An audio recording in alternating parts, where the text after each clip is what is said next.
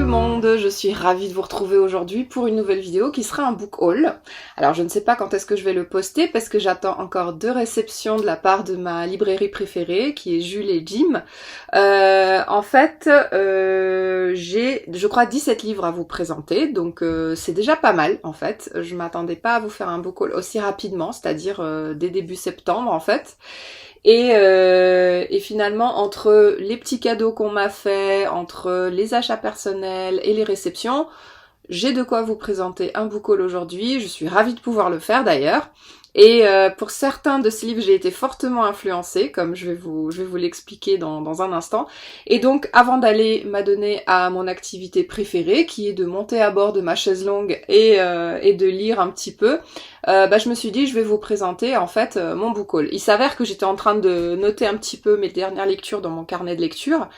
Et j'ai réalisé en fait dans mon étagère qu'il y avait pas mal de livres. Donc je vais juste mettre un petit peu d'ordre dans cette grande pile qui est derrière moi et je vous présente tout ça tout de suite. Et donc avant de vous présenter tous ces beaux livres, ces 17 livres que j'ai reçus, que j'ai achetés en fait courant de l'été, je crois que mon dernier book haul remonte à mai ou juin.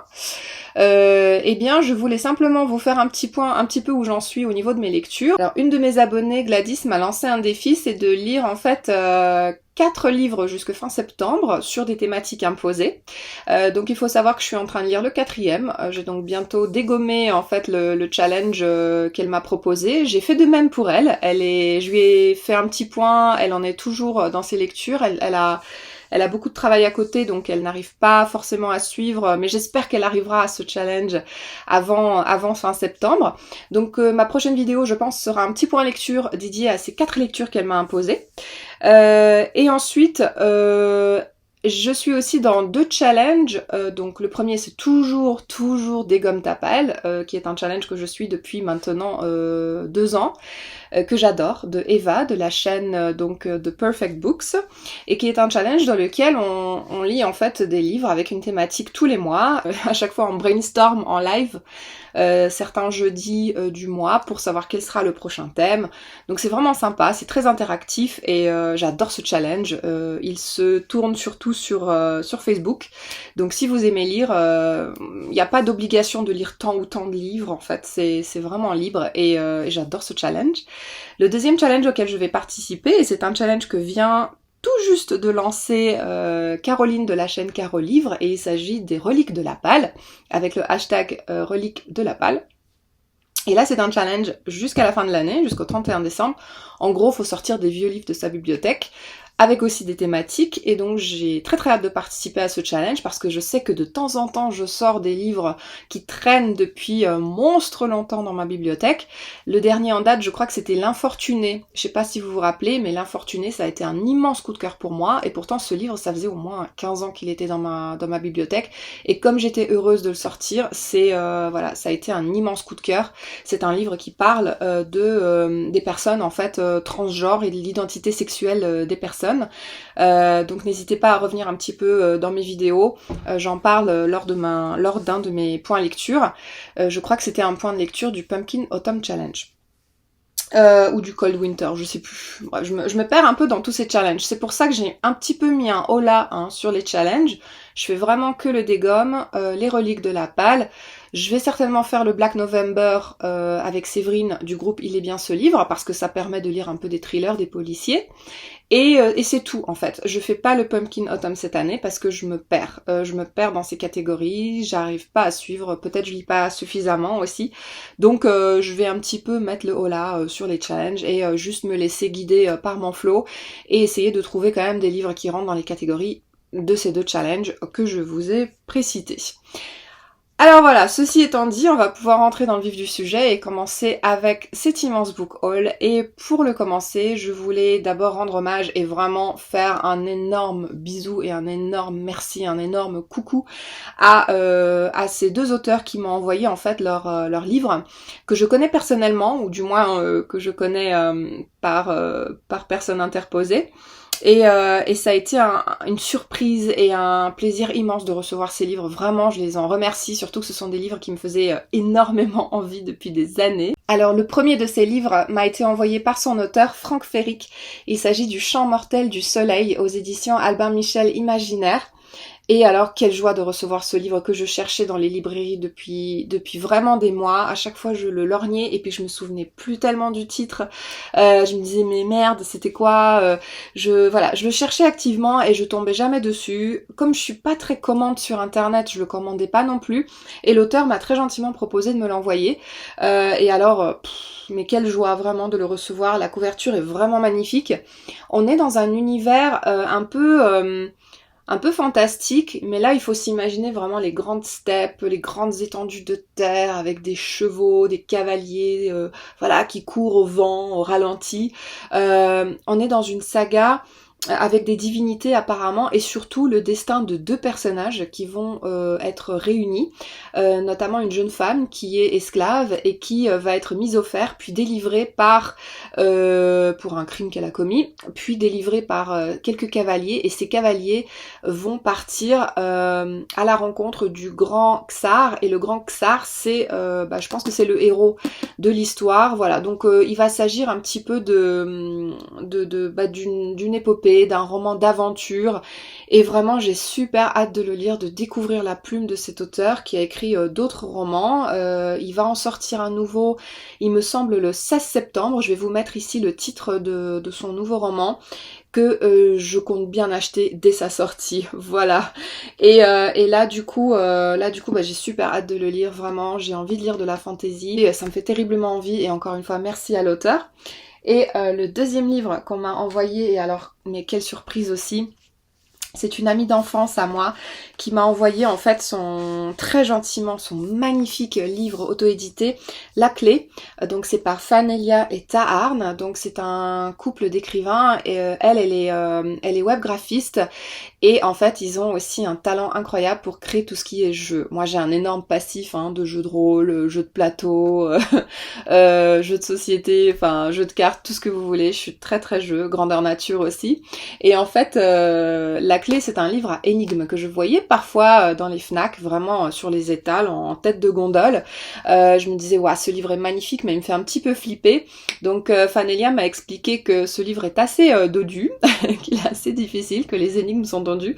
Donc je suis à la recherche d'un deuxième demi-cerveau pour les résoudre, à l'aide notamment de sa petite clé à rayon infraviolet pour pouvoir lire. Il y a de l'encre invisible apparemment. Et juste pour souligner, mais la qualité de l'ouvrage, du papier est absolument incroyable et vraiment Fanelia a un talent inouï. Regardez ici ce baiser furtif, c'est absolument extraordinaire. J'ai qu'une hâte, c'est de me jeter dedans pour essayer de résoudre les énigmes. La petite dédicace m'a juste laissé la larme à l'œil avec un très joli dessin qu'elle a réalisé pour moi et en plus de ça c'est pas terminé puisqu'elle m'a envoyé tout un tas de goodies, notamment le tote bag, des cartes, des petites cartes postales pour justement sur le thème de la clé. Donc il faut savoir que Fanelia a aussi une communauté autour de ce livre, de ces énigmes-là, qui est très active, qui est très bienveillante et du coup je vous invite vraiment à essayer de résoudre un de ces livres-là. Elle m'a également envoyé des petites images qui accompagnent son art et alors ce livre-là, mon Dieu, Colors Collector, donc c'est un livre en fait juste vraiment focusé sur son travail d'artiste web. Non mais regardez les illustrations qu'elle fait. N'hésitez pas à vous pencher un petit peu sur son travail. Elle va bientôt faire tout un tas de salons. Donc elle fait les salons de manga, les salons littéraires, les salons cosplay, etc. Donc vous la retrouvez sur la plupart des salons gaming slash littéraire. Voilà, pour promouvoir un petit peu son art. Elle fait aussi des immenses sérigraphies absolument magnifiques sur différentes thématiques. Voilà, donc je l'en remercie. Elle m'a aussi envoyé ce merveilleux tapis de souris, voilà, qui est je crois le plus beau tapis de souris que j'ai jamais eu de ma vie. En plus j'en avais besoin, donc un grand merci. Et voilà, donc ce livre-là, je pense pouvoir le résoudre d'ici octobre. Je pense qu'en octobre, je vais me pencher sur la question. Et d'ici là, voilà, il est vraiment exposé dans ma bibliothèque, très très visible, parce que c'est un ouvrage magnifique. Celui-ci, d'ailleurs, brille dans le noir. Donc, c'est vous dire à quel point c'est extraordinaire. Donc merci pour toutes ces réceptions. Et maintenant je vais passer à mes achats personnels. Alors il y en a beaucoup, il y en a énormément que vous avez peut-être vu passer sur mon Instagram si vous me suivez là-bas ou sur mes vlogs. Donc le premier c'est un essai de Shoshana Zuboff avec l'âge du capitalisme de surveillance que j'ai acheté en fait parce que j'étais dans le Bernard Minier.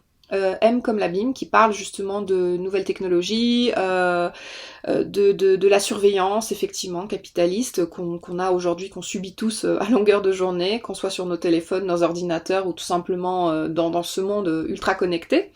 Et Shoshana Zuboff a écrit un essai qui est extrêmement complet, qui parle voilà des réseaux sociaux, des data centers, de nos données personnelles, voilà de toute la surveillance aussi que l'on subit aujourd'hui dans notre société. C'est donc, vous l'avez compris, un essai extrêmement anxiogène. Il me fait un petit peu peur, donc j'ai pas envie d'être dans un mood désabusé en ce moment, mais c'est une thématique quand même qui me tient très très à cœur. Ça fait réaliser à quel point on est surveillé, pisté pour toujours qu'on soit en fait des objets de consommation, qu'on fasse l'objet vraiment de la cible des publicitaires, du marketing, etc. Voilà, je vais pas rentrer dans le sujet, mais je vous en parlerai certainement dans un point peut-être même dédié, parce que je pense qu'il y a énormément de choses à en dire, et ce serait l'occasion aussi de discuter un petit peu autour de cette thématique-là qui m'est très très chère. Et voilà, je sais pas si ça vous intéresse, mais en tout cas, je vais certainement faire une vidéo dédiée à ce livre. Comme je suis une pauvre femme, très influencée par d'autres et la communauté Booktube, eh bien j'ai acheté un roman de la rentrée littéraire de Wilfried Nsonde, Femme du ciel et des tempêtes. Donc ici, il faut s'imaginer qu'une femme noire a été retrouvée en fait suite au dégel du permafrost. Voilà, un corps de plus de 10 000 ans a été découvert, une femme à la peau noire. Voilà, faut s'imaginer un petit peu donc qu'est-ce qu'elle fout là. Je vais le lire très rapidement parce qu'il s'agit quand même d'un roman de la rentrée littéraire, j'en achète pas beaucoup. Vous savez que je suis pas très influencée par les toutes dernières sorties, enfin jusqu'à un certain point. Très très hâte de découvrir cet auteur. Ensuite, comme je suis très influencée aussi, notamment sur, voilà, je sais qu'il y a eu beaucoup de lectures communes dernièrement autour de ce livre, tout le monde en parlant bien, Séverine de la chaîne Il est bien, ce livre l'a lu également. En fait, je me suis dit, bon allez, lance-toi, prends-toi le Dumas, le comte de Monte Cristo, et pendant mes vacances en Bretagne, je suis tombée dessus en librairie, dans un très bon état. Je l'ai donc pris, voilà. Donc, on est sur du 1200 et quelques pages. C'est écrit minuscule, mais vraiment en patte de mouche. Par contre, voilà, faut pas s'alarmer. C'est très dynamique, il y a beaucoup d'action, c'est absolument passionnant. La plume du Dumas est un régal pour nos sens. Donc, je pense que je vais aussi me lancer d'ici peut-être la fin de l'année dans le Comte de Monte Cristo, qui est quand même une énorme saga. L'avantage, c'est que c'est un poche, donc je peux quand même l'emporter avec moi dans le train et le lire tranquillement. Donc voilà, ça c'est vraiment un des livres classiques qui me fait actuellement le plus envie. Alexandre Dumas qu'on ne présente plus. Et le dernier, bah pareil, influence totale par Caroline de la chaîne Carolivre, et celui-là, il faut que je le lise tout de suite maintenant. Tant que c'est encore l'été, c'est Un été à Nantucket de Elin Hilderbrand. Caroline l'avait adoré cet été, donc il s'agit du destin de quelques femmes aux États-Unis dans les années 50-60, je crois. 69, voilà, donc on est à la lisière des années 60 et 70. C'est très très bien, ça se lit très bien, et apparemment on est vraiment happé, on rentre dedans très facilement, donc ça m'intéresse. Je vais pas regarder la 4e de couverture parce que je vais le lire vraiment, ça va être une de mes prochaines lectures, peut-être même après Betty, et j'ai très hâte de découvrir ce roman-là qui m'a été totalement conseillé par Caroline. Maintenant, je vais vous présenter 4 livres qui m'ont été offerts en cadeau. Oui, parce que depuis que mes amis voient que j'ai une chaîne littéraire, ils m'offrent absolument plein de cadeaux, plein de livres, donc je suis ravie. J'ai reçu Cléopâtre d'Alberto Angela. Celui-ci, j'en ai entendu parler sur la chaîne de L'Heure des Tantes. Voilà, elle l'avait lu à une époque, elle l'avait beaucoup aimé. Moi, j'aime beaucoup les biographies. J'aime beaucoup les biographies des personnes illustres et moins illustres. Notamment, j'adore les biographies de dictateurs. Voilà, donc là, il s'agit de Cléopâtre, qui est aussi un personnage un petit peu nuancé. Et voilà, j'ai hâte de découvrir le destin de cette femme. Enfin, on le connaît tous, mais j'ai hâte de voir un petit peu jusqu'où allait son ambition, voilà, sa ferveur, voilà, tout le côté décadent un petit peu des dieux aussi, des divinités. Des personnes qui étaient considérées comme des divinités en Égypte, et Cléopâtre est un des personnages voilà, que je trouve vraiment les plus intéressants, je pense, avec Nefertiti aussi. Donc voilà, Sur les traces d'une femme d'exception, on est chez HarperCollins Poche, et ce livre m'a été offert par mes amis, et je les en remercie infiniment. Ensuite, ils m'ont offert aussi Au bonheur des dames, d'Émile Zola. Donc là, très très belle couverture, hardback. Je pense que c'est un livre qu'ils avaient dans leur bibliothèque et voilà, qu'ils n'avaient pas l'intention de lire, tandis que moi, bien au contraire, j'ai bien l'intention de lire plus de Zola, puisque j'ai déjà lu La Curée d'Émile Zola et j'ai adoré.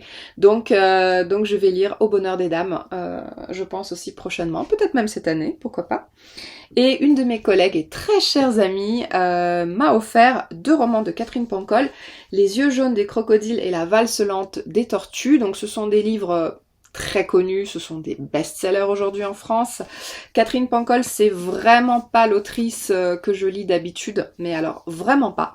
Ceci dit, étant donné qu'ils m'ont été offerts, je vais les lire, je vais faire honneur à cette autrice et j'espère passer un bon moment. Par contre là, je vous dis, je mets la barre un petit peu haute parce que j'ai un avis un petit peu péjoratif, voilà, sur ces auteurs à succès. Je ne sais pas de quoi ça parle, je veux pas le savoir, mais voilà, je vais me pencher là-dessus. Si je les trouve moyens, j'en parlerai peut-être même pas. Voilà, mais en tout cas, je vais les lire avec grand plaisir. Et encore des achats pour ma part. Comme vous le savez peut-être, je suis une grande fan des éditions Guérin. J'adore les livres sur l'alpinisme, sur les sports outdoor, voilà, sur l'escalade, etc. Et en fait, j'ai acheté récemment le livre Born to Run, Né pour courir, de Christopher McDougall, ainsi que No Limits, le Trail en harmonie, écrit par Eric Horton, qui est un coach. C'est le coach de Born to Run en fait, qui détaille un petit peu ça c'est un programme d'entraînement plus pour se développer en trail. Progresser ou se perfectionner en trail en fait.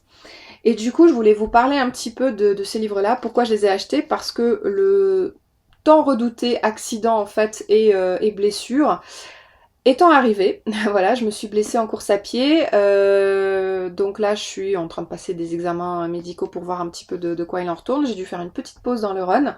Et je suis excessivement frustrée, donc très frustrée de ne plus pouvoir courir.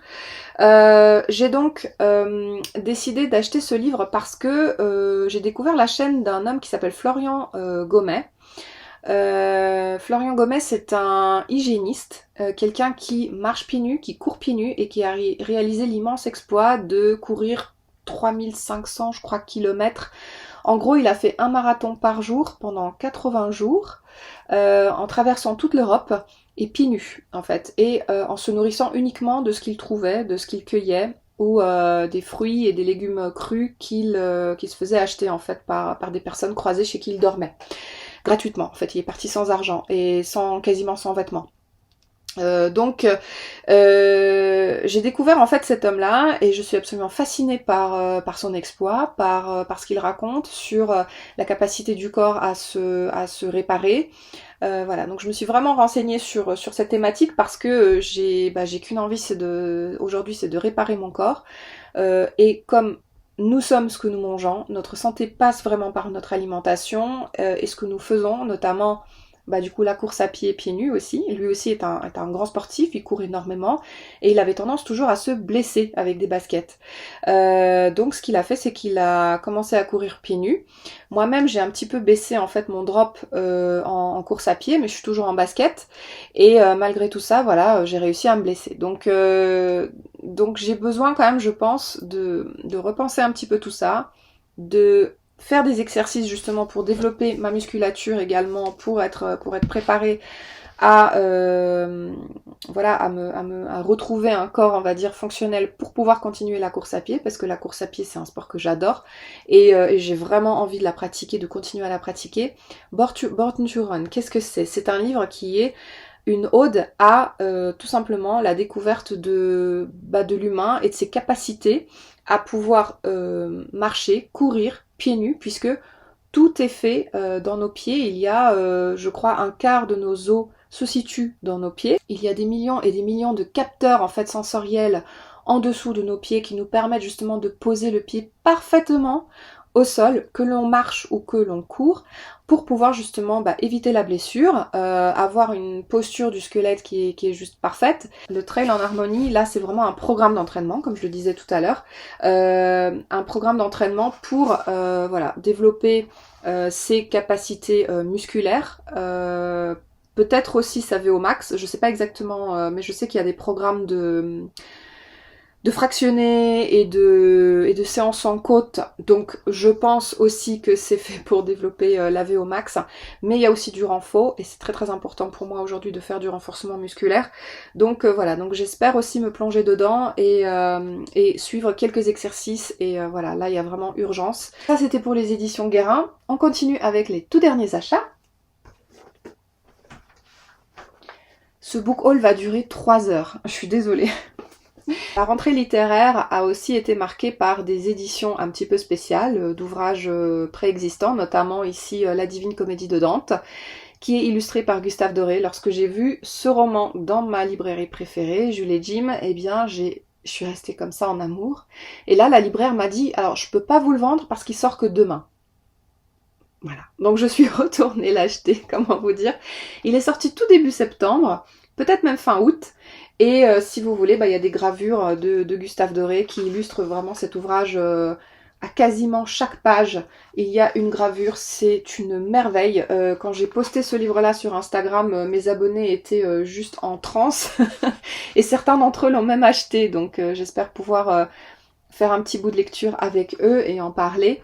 Voilà, La Divine Comédie, comme vous le savez peut-être, qui fait partie d'une trilogie, qui est voilà, qui est écrit tout en vers, et j'ai vraiment hâte de me plonger là-dedans aussi, dans ce magnifique ouvrage qui est paru aux éditions du Cerf. Voilà, c'est l'édition du 700e anniversaire en fait.